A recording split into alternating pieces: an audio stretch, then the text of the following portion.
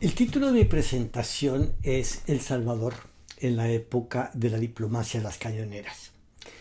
Me voy a referir principalmente a la segunda década del siglo XX. El tema tiene relevancia contemporánea debido al discurso inaugural de Donald Trump, en el que mencionó como modelos de comportamiento a sus antecesores William McKinley y Theodore Roosevelt. Y dijo, y voy a citar textualmente: el presidente McKinley hizo a nuestro país muy rico a través de aranceles y por medio del talento. Era un hombre de negocios natural. Y le dio a Teddy Roosevelt el dinero para muchas de las grandes cosas que hizo, incluyendo el Canal de Panamá. Entonces él le plantea como sus dos héroes, sus dos modelos de comportamiento a McKinley y Roosevelt. Y ellos fueron los dos presidentes que más prepararon el terreno para lo que llamamos ahora la diplomacia de las cañoneras. William McKinley es conocido principalmente por haber sido el que presidió durante la guerra hispano-estadounidense, la guerra entre Estados Unidos y España, a finales del siglo XIX, en 1898, como continuación de la Guerra de Independencia cubana, por medio de la cual Estados Unidos estableció su presencia imperial. Esta es una época de competencia imperial entre las potencias europeas y Estados Unidos estaba en una posición económica boyante, había crecido económicamente después de la Guerra Civil y estaba listo para demostrar que estaba al mismo nivel que las potencias europeas. Y con la guerra hispano-estadounidense, Estados Unidos ocupó Cuba, ocupó Puerto Rico, las Islas Filipinas, que eran propiedad española, y de paso se apoderó de Hawái. Y eso es lo que representa esta caricatura, en la que aparece a la derecha William McKinley y a la izquierda el tío Sam. Y William McKinley, como mesero, le está ofreciendo al tío Sam un steak cubano, un cerdo puertorriqueño y las islas flotantes filipinas. Islas flotantes es un postre que era muy famoso a finales del siglo XIX. Es una espuma de huevos sobre crema inglesa, que es muy rico de paso. Roosevelt siguió la tradición de McKinley. Él había participado en la guerra en 1898. Es uno de sus momentos de fama de hombre joven. Y luego lo sucedió en la presidencia y facilitó la separación de Panamá de Colombia en 1903, porque después de que Estados Unidos pues estaba ya como un gran poder en el Caribe con posesiones en Cuba y Puerto Rico, la conexión entre los dos océanos, el Atlántico y el Pacífico, se convirtió en algo muy importante y hubo una discusión sobre dónde construir el canal y se llegó a la decisión que debería de ser en Panamá, que entonces era parte de Colombia. Y para facilitar las cosas, Theodore Roosevelt ayudó a los independentistas panameños. Entonces él usó ya el poderío estadounidense para cambiar la geopolítica realmente de la zona del Caribe. Y es en ese contexto que él va a enunciar lo que le llamó el corolario Roosevelt de la doctrina Monroe. La doctrina Monroe, como ustedes saben, es la que dice América para los estadounidenses. Y lo que le añadió Roosevelt es una forma de pensar sobre ella en la que él sostenía que si había inestabilidad en el Caribe, si se portaban mal las repúblicas, y esa era la expresión que usaba, si se portaban mal, una nación civilizada como los Estados Unidos tenía el derecho de intervenir y poner el orden. Entonces estamos hablando de lo que se va a llamar la política del gran garrote. Y en esta caricatura ven ustedes a Theodore Roosevelt llevando su gran garrote, un poco como policía, como supervisando a las islas del Caribe. Este dicho de la política del gran garrote viene de una expresión que él usaba con mucha frecuencia. Y aquí les muestro lo que se cree que es la primera vez que lo usó en una carta a un amigo, en el que decía: hay que hablar suavemente y llevar un gran garrote. Y esta frase la repitió muchas veces, entonces es característica de Theodore Roosevelt y llegó a hablarse mucho de la política del gran garrote, que es como un sinónimo de la diplomacia de las cañoneras. Y es Theodore Roosevelt que, dentro de este espíritu de expansión imperial de Estados Unidos, va a presidir sobre la construcción del Canal de Panamá, que elevó la importancia estratégica de toda Centroamérica y el Caribe, porque fue una inversión enorme para Estados Unidos y además de gran importancia estratégica, porque hay que tener en cuenta que a finales del siglo XIX y principios del siglo XX, la superioridad naval era un símbolo de ser superpotencia. La superioridad naval era lo que daba poderío a un país, le daba la característica de ser potencia imperial. Y es por esta razón, por esta importancia que tenía el Canal de Panamá, que Theodore Roosevelt y los presidentes que tenían esta mentalidad creían que era importantísimo mantener el orden en la zona cercana al Canal de Panamá, principalmente Centroamérica y el Caribe. Y esta es la época que se conoce como la diplomacia de las cañoneras. Este mapa da las fechas de intervenciones desde mediados del siglo XIX, ya les voy a mostrar por qué, hasta la tercera década del siglo XX. Lo que quiero mostrarles es la frecuencia con que Estados Unidos intervenía en nuestros países. Ahora bien, generalmente El Salvador queda fuera de la narrativa de la diplomacia de las cañoneras, pero yo quiero mostrar el impacto que tuvo para nosotros esta época, el impacto que tuvo esta forma de hacer política de McKinley y Roosevelt. El Salvador fue visitado por la Marina de Estados Unidos con mucha frecuencia y con motivos políticos muy claros. En este cuadro les doy una lista parcial de barcos de la Marina estadounidense que visitó puertos salvadoreños entre 1906 y 1923. Les digo que es una lista parcial porque es una lista que he ido apuntando a medida que he ido haciendo investigaciones, pero sin el objetivo de obtener un recuento exhaustivo de las visitas.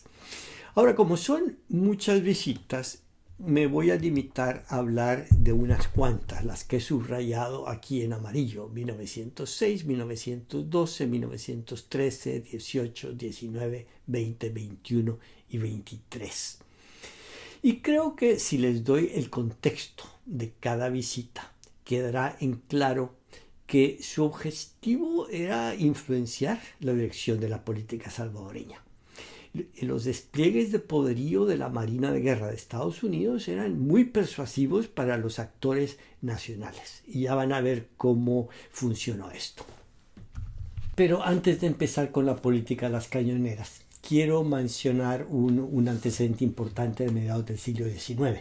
Recuerden que el mapa de las intervenciones estadounidenses que les mostré empezaba a mediados del siglo XIX. Y esto tiene un motivo que ahora vamos a explicar un poco como antecedente. Esta primera vez que voy a mencionar el barco de guerra que llegó al Golfo de Fonseca en 1849 no fue estadounidense, sino que fue un barco inglés, el Gorgon. Y de paso, aquí les muestro la imagen, y todas las imágenes de barcos que les voy a mostrar sí corresponden al que menciono. He tratado de ser fiel al récord histórico en este sentido, aunque sea en términos de imágenes. En 1848 había habido un acontecimiento muy importante en Estados Unidos con grandes implicaciones para la geopolítica de la región. Estados Unidos firmó con México el Tratado de Guadalupe Hidalgo, después de la guerra entre México y Estados Unidos, por medio del cual California y a la par que Nuevo México y Utah y Arizona pasaron a ser parte de Estados Unidos, de forma que por primera vez Estados Unidos cubría desde el Atlántico hasta el Pacífico. E inmediatamente después se descubrió oro en California. Entonces hubo un gran interés entre los habitantes que estaban en la parte atlántica de Estados Unidos en ir a la parte del Pacífico, donde estaba el oro y donde había muy pocos habitantes. Entonces hubo una tentación muy grande de encontrar nuevas rutas para atravesar el continente o de alguna manera llegar desde la costa del Atlántico, donde está Boston, donde está Nueva York, a la costa del Pacífico. Y es en estas circunstancias que aparece E.G. Squire en Centroamérica. E.G. Squire era un joven político, arqueólogo que vivía en Nueva York, que era del estado de Nueva York, de hecho, y que recibió el encargo de ir a Centroamérica. Pero antes de ir a Centroamérica, como representante de Estados Unidos, él se entrevistó con personas que estaban en el negocio de los transportes, porque se sabía que Centroamérica proporcionaba posibles rutas mucho más fáciles para ir del Atlántico al Pacífico, dada la estrechez del istmo centroamericano y dado también a la posibilidad, ya sea a través de Panamá o a través de Nicaragua, por el río San Juan y el lago de Nicaragua y el lago Managua. Entonces, E.G. Squire, antes de venir a Centroamérica, se entrevistó con gente del negocio de los transportes, particularmente con uno de los lugartenientes de Cornelius Vanderbilt, que había desarrollado rutas en el río Hudson y rutas ferrocarrileras. Este joven arqueólogo ya había escrito una obra, era además alguien interesado en política y de hecho siguió escribiendo sobre Centroamérica después de esta visita en 1848, se los doy como dato.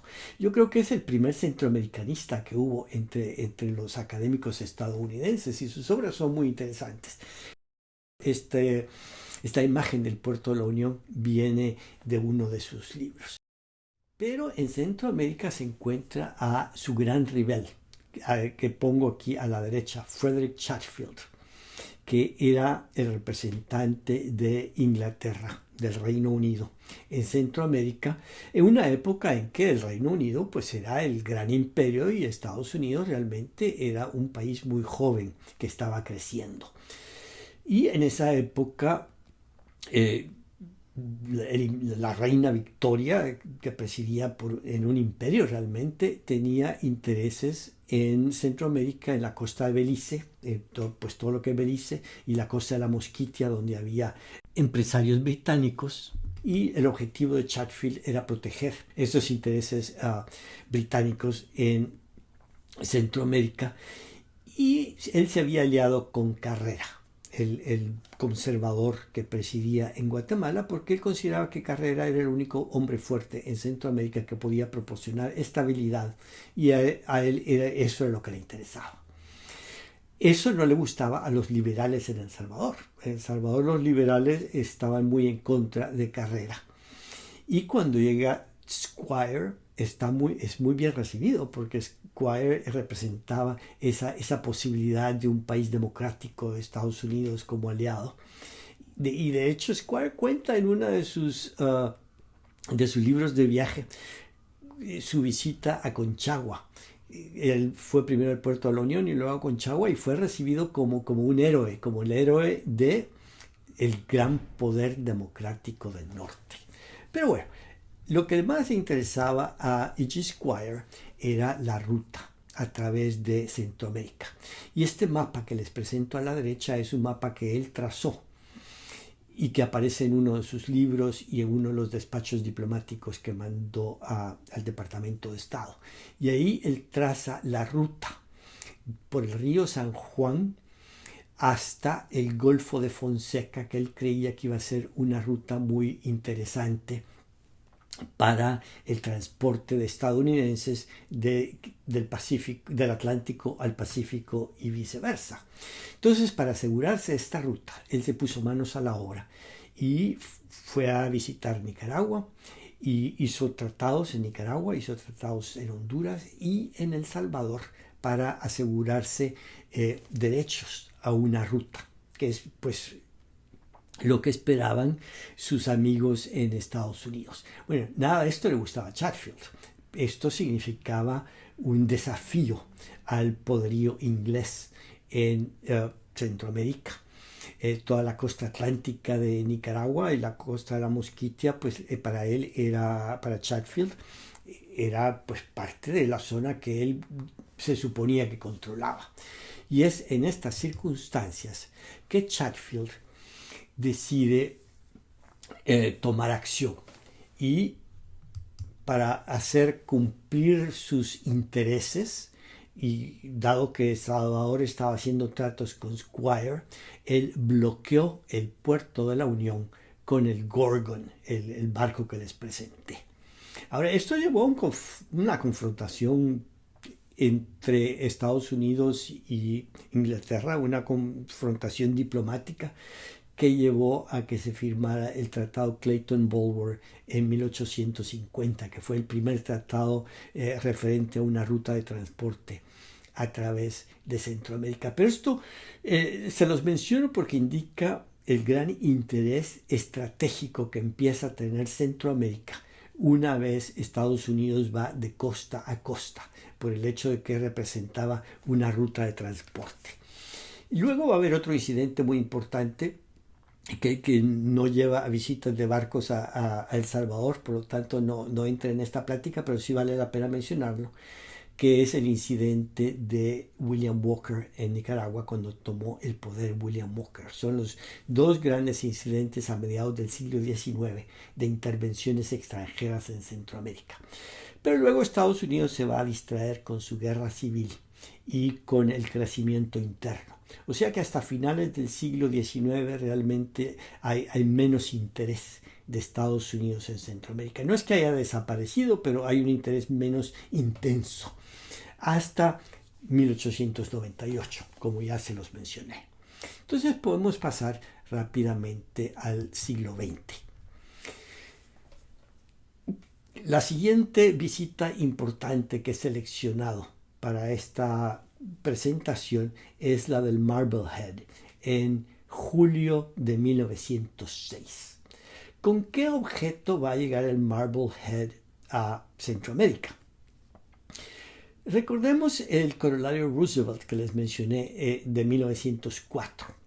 Roosevelt declaró que cualquier tipo de inestabilidad en zona cercana al Canal de Panamá invitaba a la intervención de Estados Unidos, el corolario a la doctrina Monroe. Y esto llevó a la llegada del Marblehead como escenario para un acuerdo, para una reunión diplomática. Ya les voy a mencionar cómo funcionó esto. La inestabilidad que tenía Roosevelt estaba justificada por la historia de rivalidades en Centroamérica, principalmente rivalidades entre dictadores que llevaba a pequeñas guerras. La rivalidad entre dictadores llevaba también a que se ayudaran a los exiliados de los países vecinos y esto implicaba pues confrontaciones. Y en 1906 esto llevó a una guerra entre El Salvador y Guatemala. La historia es más o menos así. En 1906, Lisandro Varillas, un guatemalteco, se rebeló contra Estrada Cabrera. Bueno, Estrada Cabrera era el gran rival de Regalado, del general Tomás Regalado. Entonces Tomás Regalado apoyó a Varillas. Tomás Regalado no era el presidente era Escalón, pero Escalón realmente era un cliente de Regalado. Regalado lo manipulaba y de una forma más o menos humillante. Ahora, hay algunas versiones que dicen que cuando Regalado apoyó a Varillas en contra de esta Cabrera, llevó al país al margen de la guerra con Guatemala, Escalón vio que esta podía ser una posibilidad para independizarse de Regalado y trató de ponerse al lado de Cabrera. Y esto precipitó la acción de Regalado, que se lanzó en guerra contra Guatemala. Esto llevó a la muerte de Regalado. Y pues eso fue el fin de la guerra entre El Salvador y Guatemala, cuando murió Regalado y luego se buscó la paz. Pero Estrada Cabrera luego invadió a Honduras alegando que había apoyado a Regalado. En todo caso, tenemos un desorden regional, el tipo de desorden regional que no le gustaba a Theodore Roosevelt. Entonces, Theodore Roosevelt presionó para que hubiera una reunión en el Marblehead en 1906. Y la foto que les muestro aquí es de los delegados centroamericanos que llegan al barco para reunirse con diplomáticos estadounidenses y mexicanos también. Porfirio Díaz, que era el presidente de México en aquella época, ayudó en este proceso.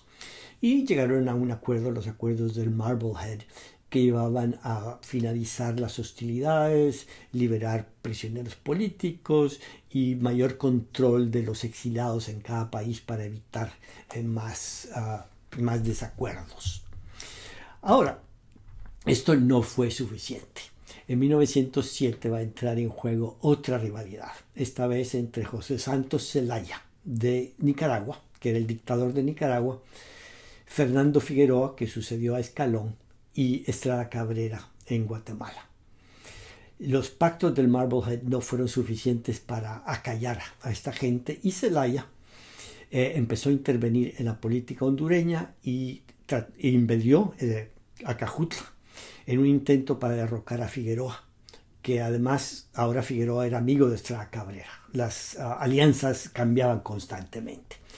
Y esto llevó a la conferencia de Washington de 1907, que iba a traer paz a Centroamérica. Entre noviembre y diciembre de 1907, los diplomáticos centroamericanos firmaron una serie de tratados. Y la foto que les muestro ahí es de los delegados centroamericanos que llegaron a Washington. Algunos de ustedes reconocerán ahí a don Salvador Gallegos. Y fueron unos tratados muy importantes. Ahí fue cuando se creó la Corte de Justicia Centroamericana. Se hicieron acuerdos de comunicaciones, de un ferrocarril y de comunicaciones, y todo esto tenía que ver con el hecho de que el Canal de Panamá estaba en construcción y los diplomáticos estadounidenses veían que el Canal de Panamá iba a crear un ambiente de gran actividad comercial y para eso hacían falta nuevas rutas en toda Centroamérica, y eso explicaba la idea del ferrocarril. De hecho, al año siguiente de estos acuerdos se firmó el contrato para crear el IRCA, el ferrocarril de la Unión a San Salvador, para movilizar el comercio dentro de El Salvador. La siguiente visita de barco que quiero mencionar fue en 1912, cuando llegó el USS Washington a las costas de Acajutla. Este barco llevaba al secretario de Estado Philander Knox, que estaba visitando los países del Caribe. Y esto también tiene que ver con la apertura del canal. El presidente Taft le comisionó a Philander Knox que visitara todos los países de la zona del Caribe y de Centroamérica para explicarles los beneficios que iba a traer el Canal de Panamá. Y los documentos que se prepararon para la llegada de Knox, que están en la Biblioteca del Congreso, indican preparativos muy cuidadosos. Y con respecto a la visita a El Salvador, los documentos indicaban que Philander Knox esperaba que todo iba a ir con mucha facilidad. Aquí a la derecha ven ustedes unas notas manuscritas, que eran las notas que le dieron los asistentes a Knox sobre el tipo de discursos que podía dar en cada país de Centroamérica. Y vean lo que dice sobre El Salvador. Dice: en El Salvador no parece necesaria ninguna precaución. amistad, apoyo, respeto a los acuerdos de Washington de 1907, desarrollo interno y las ventajas del canal son temas que se pueden incorporar a un discurso de 20 minutos. Es decir, la visita a El Salvador iba a ser muy fácil, solo se iba a promover la idea del canal y todo iba a ir sobre ruedas. Pero la cosa fue más difícil de lo que parecía. El anuncio de la visita de Knox despertó todo tipo de especulaciones, de suspicacias. En esos días había habido un desembarco de Marines en el puerto Cortés en Honduras por un problema de deuda que tenía Honduras. Entonces los salvadoreños estaban muy ansiosos con la llegada de Knox. La independencia de Panamá se había visto con mucha desconfianza en El Salvador y estaban empezando a surgir grupos antiimperialistas. Y aquí les muestro un artículo en un periódico inmediatamente antes de la visita de Knox, en que el periódico dice que se espera que la visita de Knox no sea el primer paso hacia el avance del dominio y del protectorado. Entonces, esta visita de Knox lo que hace es que ayuda a despertar un ambiente antiimperialista en El Salvador que va a tomar fuerza a lo largo del año. El Cleveland llegó en septiembre de 1912. Ahora, no llegó directamente a El Salvador, llegó a Nicaragua, pero su llegada a Nicaragua tuvo un efecto muy grande en El Salvador.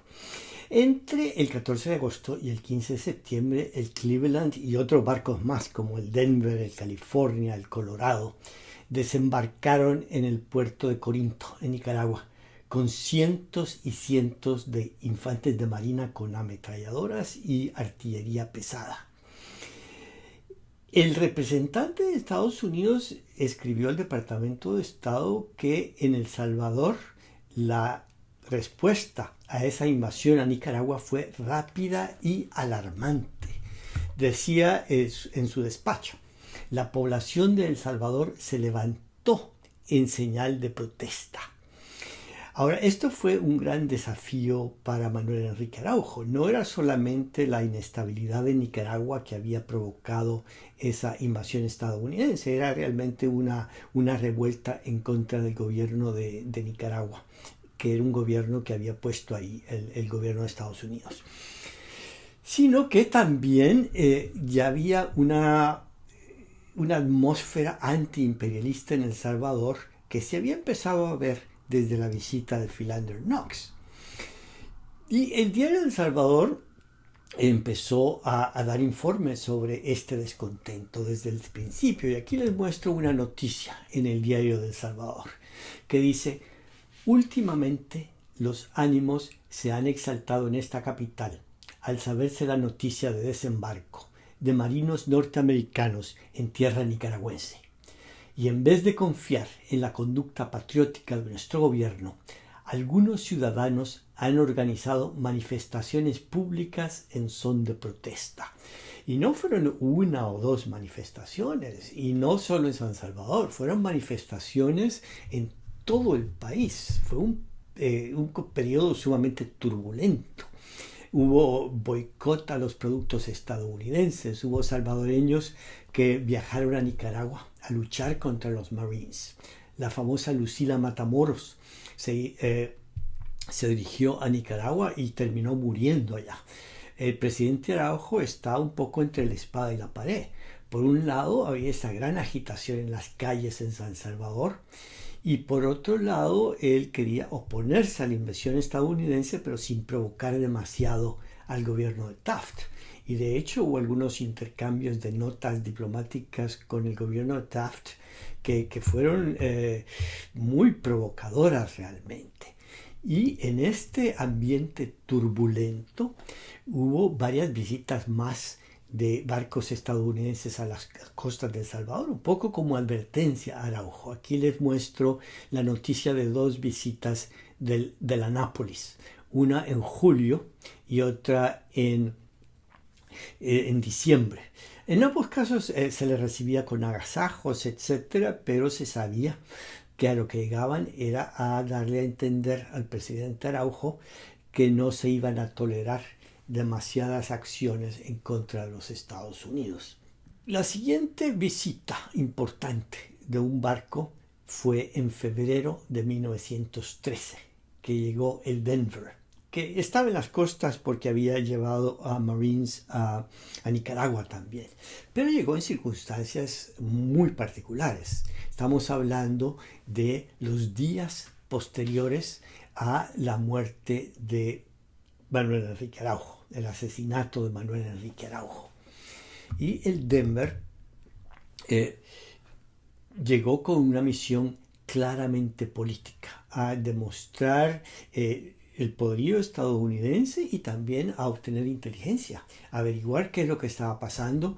Y el informe del Denver del 22 de febrero es realmente sumamente interesante. El comandante dijo en uno de sus despachos, y aquí traduzco, el comandante, quien, como se mencionó, y se refiere al comandante en la zona de Acajutla, como se mencionó anteriormente, es general de brigada.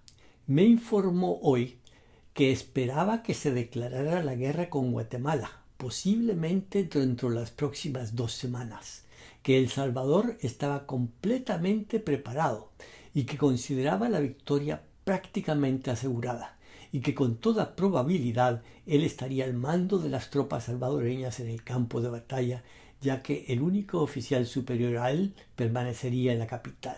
¿Sí? Había todo tipo de rumores que volaban. No se sabía quién había matado a Manuel Enrique Araujo. Mulatillo, el ejecutor material de la obra, había sido contratado en Guatemala. Estados Unidos creía que Manuel Estrada Cabrera había comisionado el asesinato, y hay algunos documentos que indican en esa dirección, pero también hay otras versiones, y no me voy a pronunciar aquí porque realmente no lo sé quién mandó a matar a Araujo. Pero en todo caso, lo interesante aquí es el ambiente de inestabilidad política en San Salvador y la misión del Denver de transmitir un mensaje de presencia de Estados Unidos, de decirle al pueblo, realmente aquí estamos. Ahora, cuando llegaban estos barcos estadounidenses, lo hacían con gran despliegue. Se quería que la gente supiera que estaban ahí. Llegaban a la capital, el comandante generalmente llegaba a la capital y se les hacía homenaje, se hacía sentir a la población que estaba esa visita de la Marina de Guerra de Estados Unidos, con la esperanza de que eso ayudara a calmar a las cabezas más calientes. En uno de los ejemplares del Diario de El Salvador me encontré el homenaje que le hicieron al comandante del Denver, que llegó en esta ocasión, un banquete de honor al capitán Washington, que el comandante del Denver, y a los oficiales. Y curiosamente, y me van a perdonar la frivolidad, pero me pareció una curiosidad muy simpática, dan el menú del banquete que sirvió Justo Armas, que ustedes sabrán ha sido objeto de muchas especulaciones de sus orígenes.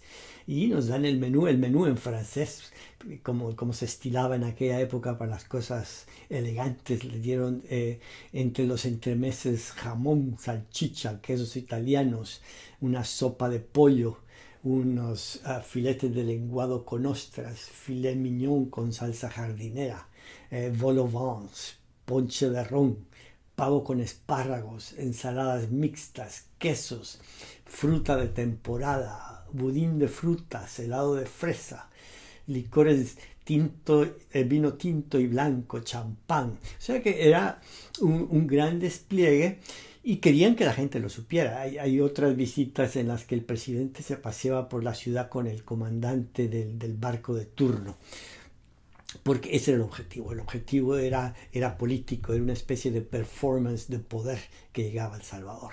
Otra cosa que hacían, y esto es una tarjeta postal curiosa, una foto curiosa de la época que coloricé con inteligencia artificial para hacerlo un poco más atractiva, es que con frecuencia, y he encontrado varias referencias a esto, los Marines que llegaban con el comandante jugaban un juego amistoso de béisbol con gente de la capital en el campo de Marte. Y esta es una ilustración de los Marines del Denver. No creo que esto haya sido en 1913, yo creo que fue una visita posterior, pero en todo caso le sirve de ilustración de esa presencia que tenían estas visitas de las cañoneras de la Marina de Guerra de Estados Unidos. De 1913 vamos a pasar a la visita del Marblehead en 1918. 1918 fue un año muy turbulento en la política salvadoreña. La situación política era compleja. Había problemas económicos derivados de la guerra europea, lo que causaba, por supuesto, inestabilidad. Y a final de año el principal tema eran las elecciones presidenciales que iban a ser precedidas por elecciones municipales. Ahora, la competencia para la presidencia era entre Alfonso Quiñones Molina, que entonces era vicepresidente, y Tomás Palomo. Ahora bien, ustedes crean que Alfonso Quiñones Molina es el candidato de Carlos Meléndez. Pues no está del todo claro. De hecho, he visto varias referencias que dicen que Carlos Meléndez no favorecía a Alfonso Quiñones Molina porque era demasiado ambicioso, que él realmente favorecía al doctor Palomo.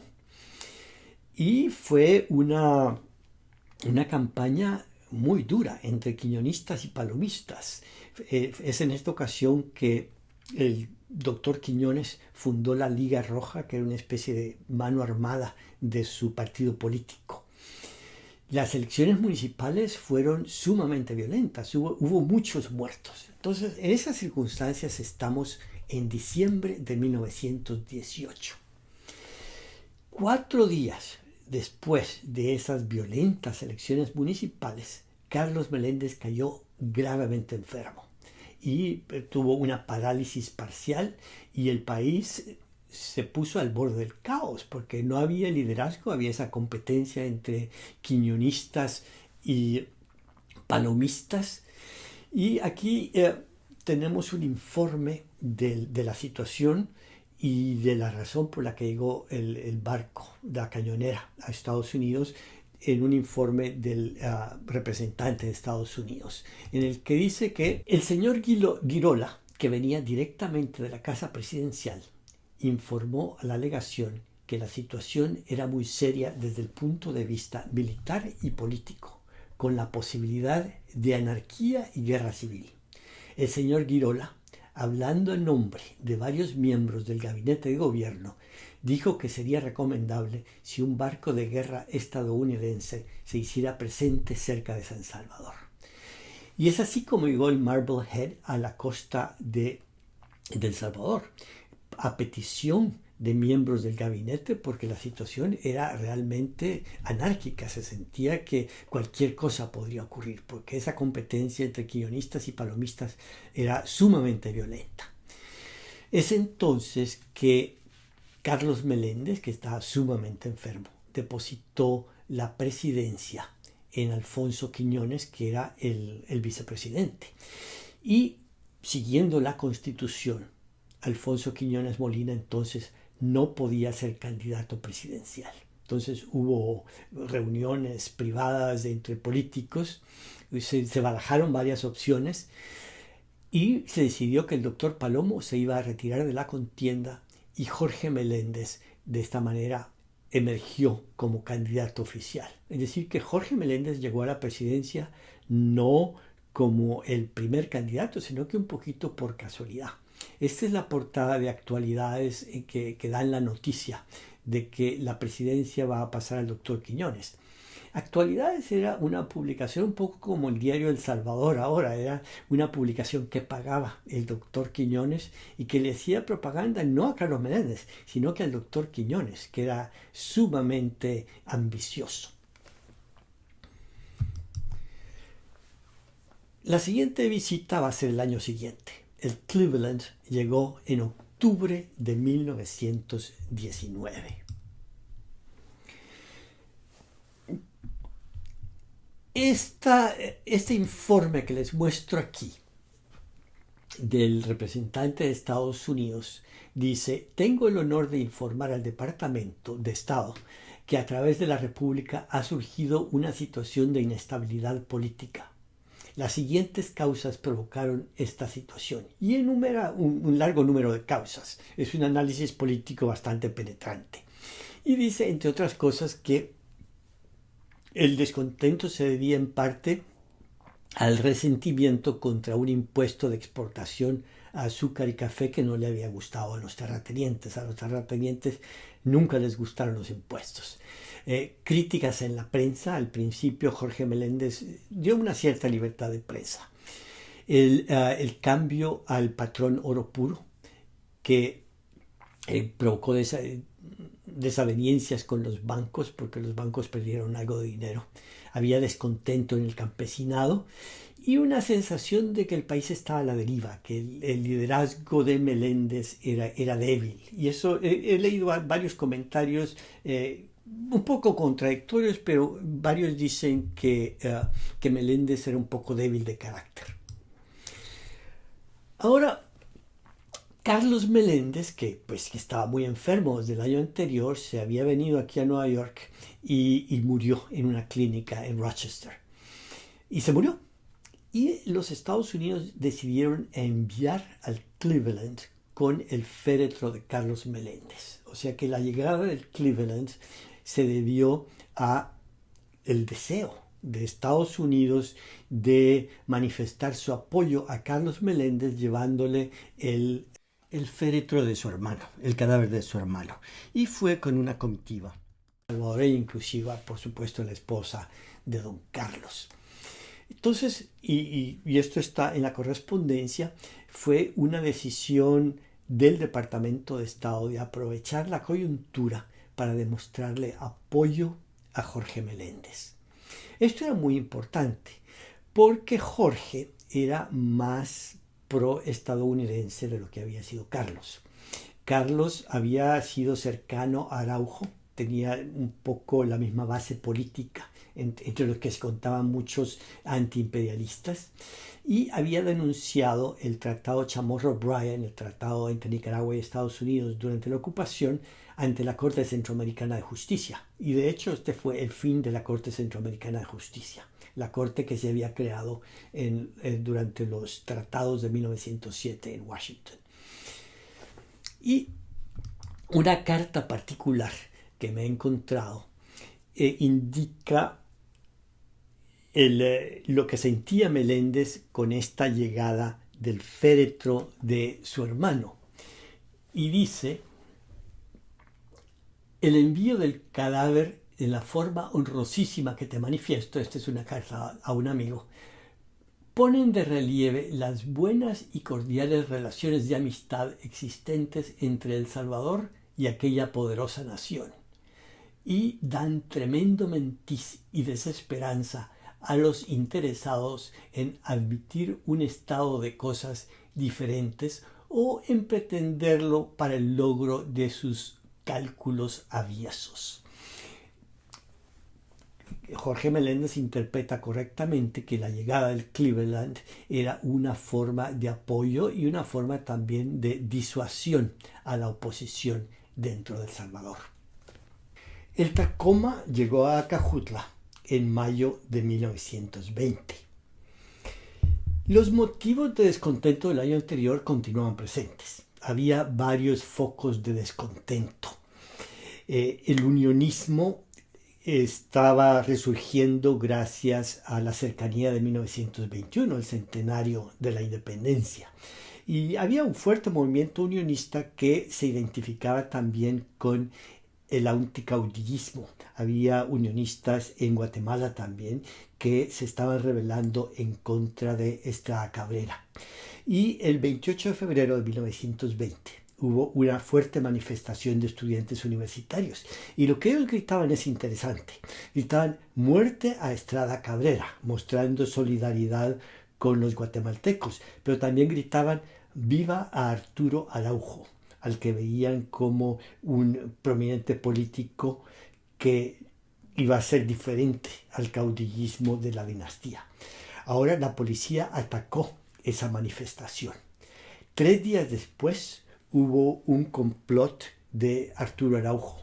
Se descubrió y hubo una orden de arresto para él y se escapó a Honduras. En esos días también el general Armando Llanos, que era un chileno que estaba a cargo de la Escuela Politécnica, renunció por la falta de fondos. Y eso llevó a una manifestación de protesta de parte de los estudiantes de la Politécnica y de la Escuela de Cabos y Sargentos, una especie de insubordinación que preocupó mucho a la dinastía. Entonces Jorge Meléndez el 7 de marzo declaró estado de sitio. Entonces vemos que hay una situación sumamente tensa que es previa a la llegada del barco. El paso siguiente fue otro intento de Arturo Araujo de dar un golpe. Como les dije, había salido emigrado a Honduras, exiliado en Honduras, donde se organizó con cierto apoyo del gobierno hondureño y él invadió El Salvador y la invasión fracasó. Aquí les muestro también un botón de cuando Arturo Araujo fue candidato, que por supuesto eso fue posterior, fue en 1931. El Tacoma llegó entonces a Cajutla a finales de mayo, poco después del intento de invasión de Arturo Araujo, o de la invasión fracasada, mejor dicho, de Arturo Araujo. Y el gobierno de El Salvador, viendo que Arturo Araujo había recibido apoyo del gobierno hondureño, pensó en ir a la guerra con Honduras. Por supuesto, esta era una situación muy preocupante para los Estados Unidos y es en esas circunstancias que va a llegar el Tacoma, un poco para poner el orden en Centroamérica. Y el presidente Meléndez aprovechó la presencia del Tacoma como hacían siempre los gobernantes de esta época para demostrar esa presencia estadounidense como un apoyo personal. Y dice el informe del comandante: el presidente Meléndez recibió al comandante la mañana siguiente de la llegada a las 10 de la mañana e hizo referencia a la revolución reciente. Lo importante era recibir al comandante del Tacoma de forma que la gente se diera cuenta que ahí había estado y que su presencia se podía interpretar como un apoyo al presidente Meléndez. En enero de 1921 le tocó su turno al Kanawha, otro de estos barcos cañoneras de la flota del Pacífico. Pero no fue el único. En enero llegó el Kanawha, pero en mayo llegó el Denver y en septiembre llegó el Cleveland. Y esto es porque 1921 fue un año muy difícil para Jorge Meléndez. Había muchos problemas que se estaban barajando. Estaba la represión de las señoras del mercado que habían protestado en contra de la desmonetización de la plata. Fue una manifestación que el gobierno reprimió con violencia y mató a varias señoras del mercado. La crisis económica continuaba y eso hizo más difícil el problema de la desmonetización de la plata. Se estaba negociando un empréstito porque los problemas fiscales de El Salvador eran tan grandes que la única solución que se veía era tener un crédito extranjero grande para consolidar la deuda. Hubo varios intentos de golpe de Estado y estaba el fermento del unionismo. Se estaba hablando de la Unión de Centroamérica, hubo una reunión de plenipotenciarios en Costa Rica a principios de año y se firmó un pacto de unión, de forma que se pensaba que la unión de Centroamérica iba a ser una realidad, iba a ser solamente Honduras, El Salvador y Guatemala, porque por sus propios motivos Nicaragua y Costa Rica no participaron en ese primer intento. Pero como les dije, este movimiento unionista que llevaba esto tenía muchos elementos que querían refundar la República Federal de Centroamérica para evitar más caudillos, para evitar más dictadores. El informe que mandó a los Estados Unidos el comandante del Cleveland da una idea de la sensación de crisis de esta época. Decía en el informe: las arcas del Estado estaban vacías y no se había pagado por 7 meses a los empleados del gobierno, incluyendo al ejército, empleados de aduana y de correo, de telégrafo y maestros, etc. Tanto el presidente de El Salvador como el ministro estadounidense afirmaron que la visita de Cleveland a estas aguas justo en este momento tuvo un efecto muy estabilizador sobre las condiciones políticas generales de El Salvador. Es decir, que la llegada del Cleveland en septiembre fue en una época en que era muy palpable la crisis y que hacía falta este apoyo de los Estados Unidos. Y los Estados Unidos estaban tan interesados en que no cayera Jorge Meléndez porque se estaba negociando un crédito muy importante. El asunto del empréstito era crucial para el Departamento de Estado porque había una política muy clara de que era peligroso que los países de la región, tan cercanos a Panamá, se endeudaran con bancos que no fueran estadounidenses, porque si caían en mora, eso abría la puerta para una intervención de un país que no fuera Estados Unidos. Y el gobierno necesitaba desesperadamente un crédito. Entonces estaba en conversaciones con Minor Keith y con René Kielauer. Y esto terminó siendo el empréstito de 1922, que fue realmente un desastre. El país perdió su independencia económica. Y el embajador de Estados Unidos que estaba en El Salvador, en esa época no eran embajadores, eran ministros, se llamaba William Schuyler, este señor que les muestro aquí.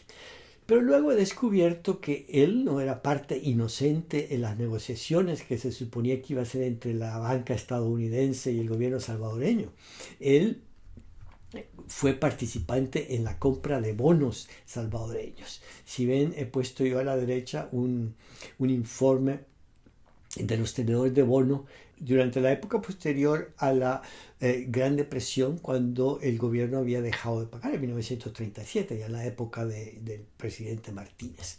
Y aparece en ese reporte de los tenedores de bonos el nombre de Montgomery Schuyler, que había sido embajador. Es decir, él se estaba beneficiando de los tratos que estaba haciendo Estados Unidos, los bancos de Estados Unidos, con el gobierno de Jorge Meléndez, que fue, como le dije, un empréstito desastroso. Luego, en marzo de 1923, el año siguiente, llegó el Tacoma. Pues no era la primera vez que estaba en los puertos salvadoreños. En circunstancias en que ya se había firmado el empréstito, había pasado una campaña electoral muy dura y tomó posesión Alfonso Quiñones Molina. Ahora bien, el vicepresidente Quiñones en 1922, a finales del 22, él creía que la sucesión de Jorge Meléndez iba a ser muy fácil, pero no resultó así, porque le surgió inesperadamente un opositor, su excuñado Miguel Tomás Molina. Y la campaña entre Quiñones y Miguel Tomás Molina fue sumamente violenta.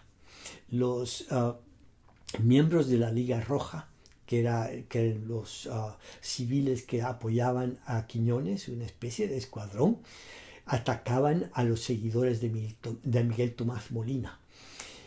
Y la campaña culminó de una forma sumamente violenta con la masacre de Navidad de 1922. Cuando una manifestación de mujeres fue atacada por las ligas rojas y por la policía, pero los atacaron a machetes y con ametralladoras. Hubo muchas mujeres muertas. O sea que el final de 1922 fue sumamente traumático. Esta foto es la única foto que se conoce, o por lo menos que yo conozco, de la marcha de mujeres que ya, aparecen ya ellas en desorden y ya están siendo atacadas. Y alguien le superimpuso una foto de Quiñones a la izquierda, con una cara muy negativa, muy enojado, y a la derecha al ministro de Gobernación Gómez Zárate, que es el que ordenó que dispararan. A fin de cuentas, después de la masacre de Navidad, Miguel Tomás Molina se tuvo que ir al exilio. Todas las personas destacadas de la oposición se tuvieron que esconder y Quiñones ya no enfrentó ningún opositor en las elecciones a principios de 1923. Estas son las circunstancias en las que va a llegar Quiñones al poder, y luego el Tacoma, porque todavía se estaban negociando los últimos pasos del empréstito de 1922, que se había firmado en 1922, pero todavía faltaban detalles, y la oposición a Quiñones era muy fuerte. Y hay un despacho muy interesante del embajador de Estados Unidos, del ministro de Estados Unidos más bien, en que explica el motivo de la oposición tan fuerte que estaba experimentando Quiñones recién electo. Decía, tratando de explicar a qué se debía esa oposición, decía: esto se debe, además de las ambiciones políticas y personales habituales de los partidos de oposición, al creciente desprecio por las garantías constitucionales por parte del gobierno, a las detenciones sistemáticas de personas sospechosas de oposición al gobierno, a la persistencia de un estado de sitio que, como describí hace casi un año, se ha vuelto en El Salvador más o menos permanente, a la aversión de prácticamente toda la población a la continuidad de una dinastía familiar, y al sentimiento general de que, a menos de que se lleve a cabo una revolución, la mala situación del país continuaría otros 4 años con la elección del presidente Quiñones. Bueno, termino aquí este recorrido de las visitas de armadas extranjeras a nuestros puertos. Espero haber demostrado que no eran paseos turísticos. Y si tienen algunas preguntas, serán bienvenidas. Muchísimas gracias por su atención.